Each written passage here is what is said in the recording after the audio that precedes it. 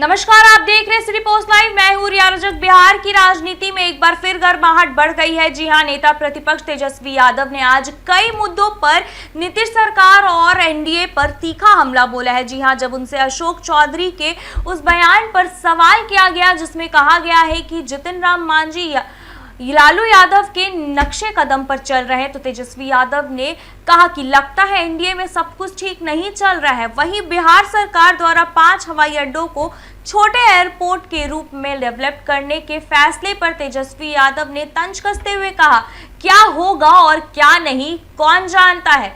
Airport का ही अभी तक एक्सपेंशन नहीं हो पाया है। जी हाँ, पटना एयरपोर्ट का ही अभी तक एक्सपेंशन नहीं हो पाया है, उन्होंने कहा।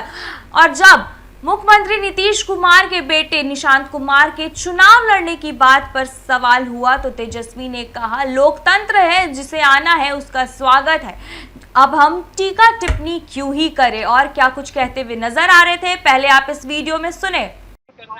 हम लोग कह रहे हैं कि मांझी जी आपके रास्ते चल रहे हैं, लालू जी के रास्ते। कौन बोल रहा? मंत्री अशोक चौधरी जी।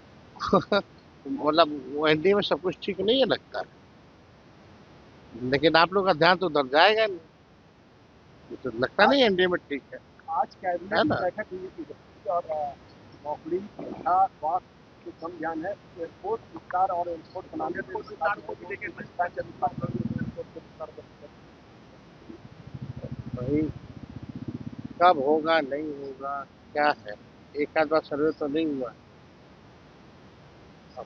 बीटा का एयरपोर्ट भी बनना पहले से ही प्रस्तावित है।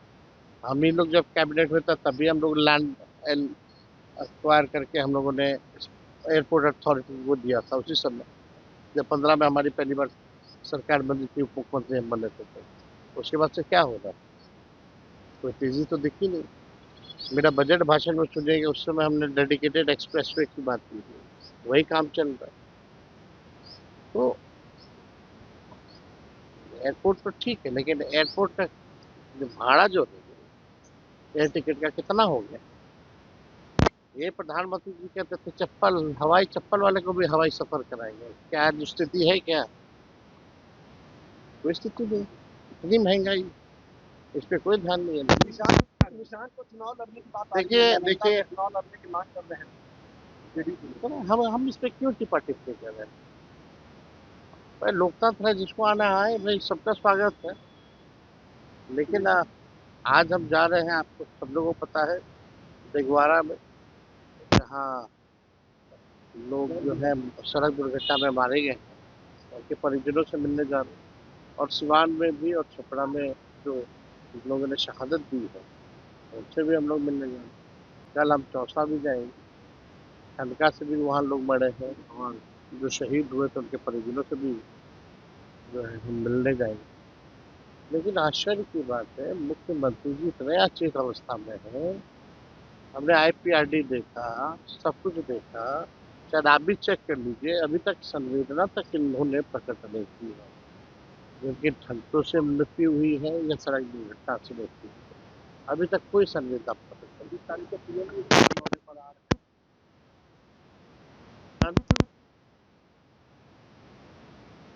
11 साल में बिहार को कितना लूटा है वो बता दो, वोट कितना लिया ही बता दो, और कितना दिया ही बता दो, हिसाब दीजिए।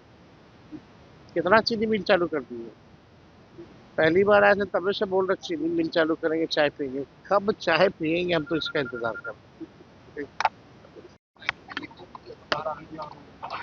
हम लोग देखिए, भारत के प्रधानमंत्री हैं, हो सकता है इस वजह से मिल रहा हूँ, इसमें हमको ज्यादा कुछ टिप्पा टिप्पणी क्या नहीं, लेकिन देश की स्थिति देख लीजिए क्या है। देश में बेरोजगारी है, गरीबी है, महंगाई है, इस पे तो कोई चिंता है नहीं सरकार की।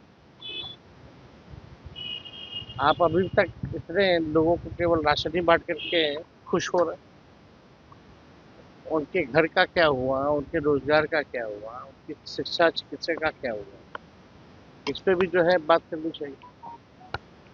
परिवारवाद की बात करते हैं नरेंद्र मोदी जी, जरा आए देखें क्या हो रहा है बिहार में। हमने तो पहले भी बोला था स्पेशल अरेंजमेंट करके जो है इन लोगों का कमीशन बनाना चाहिए, स्पेशल अरेंजमेंट कमीशन। अब तो हम कहते हैं कि अब छमाही आयोग तो बनाया ही, साथ में जीजा आयोग भी बना दीजिए।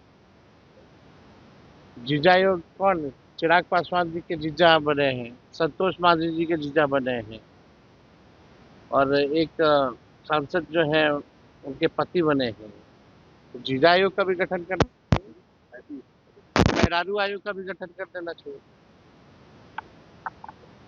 कहाँ कहाँ जो अधिकारी लोग हैं अपने अपने धर्म पत्नियों को जो है एडजस्ट करने में लगे हुए हैं।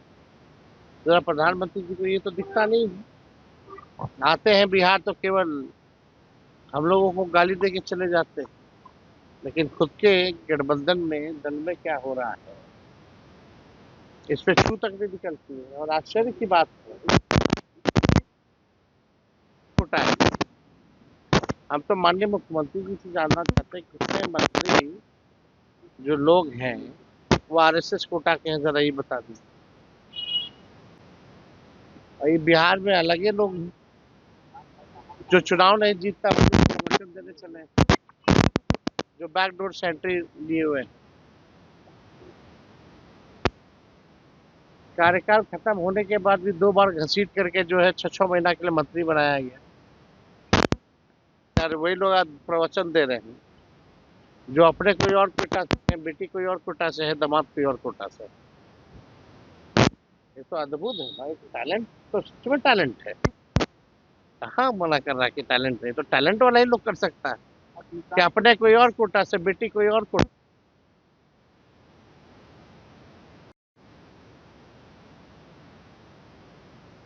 गठन किया जाए, जीजा आयोग का गठन किया जाए जल्द से जल्द। मुख्यमंत्री जी कहाँ है अचेत अवस्था में? और मुख्यमंत्री जी की इस व्यवस्था में जो भूजा पार्टी जो लोग हैं उनको ईश्वरीय जो है सुख मिल रहा है। खुश हैं वो लोग मुख्यमंत्री जी की इस हालत को देखते हुए, जो भूजा पार्टी वाले लोग हैं। जो मन में आ रहा है वो कर रहे हैं। पूरा बिहार को लूटने का ये लोग काम कर रहे हैं। जैसा कि आप सुन रहे थे तेजस्वी यादव को, आपको बता दें प्रधानमंत्री नरेंद्र मोदी के 20 जून को होने वाले बिहार दौरे पर तेजस्वी यादव ने हमला बोला है। उन्होंने कहा कि ठीक है आ रहे हैं, लेकिन पहले ये बताइए कि कितनी चीनी मिल चालू की है। और अंत में अशोक चौधरी पर भी तेजस्वी ने बड़ा हमला बोला है। जी हाँ, वो कभी जनता के बीच नहीं आते, बैक डोर से आते हैं। बेटी किसी कोटे से और दामाद किसी और कोटे से अब लोगों को प्रवचन दे रहे हैं। जी हाँ, तेजस्वी यादव के इन बयानों से बिहार की सियासत अब एक बार और फिर से गरमा चुकी है। अब देखना होगा कि एनडीए की ओर से इन हमलों का क्या जवाब आता है। तो तब तक के लिए देखते रहिए सिटी पोस्ट लाइव। धन्यवाद।